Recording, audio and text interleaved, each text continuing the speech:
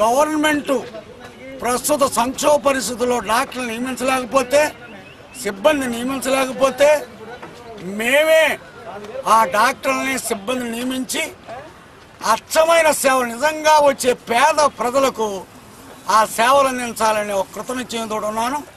అందువల్ల దాతృత్వం గల వ్యక్తులు పెళ్లిళ్ళకి కోట్లాది రూపాయలు ఖర్చు పెట్టే బదులు, ఫంక్షన్ల కోట్లాది రూపాయలు ఖర్చు పెట్టే బదులు ఒక పవిత్రమైన ఉద్దేశంతో ఉన్న హాస్పిటల్కి ధనాన్ని ఆర్థికంగా సహాయం చేసి మా కృషిలో భాగస్వాములు అవ్వాలని నేను అందరినీ కూడా పేరు పేరున ప్రార్థిస్తున్నాను. మామూలుగా విజ్ఞప్తి చేస్తాను.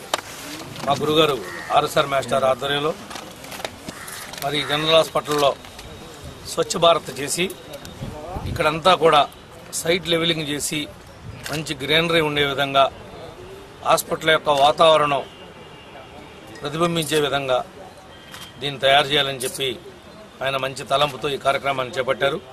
దానికి పూర్తిగా మేమందరం కూడా సహకరిస్తాం.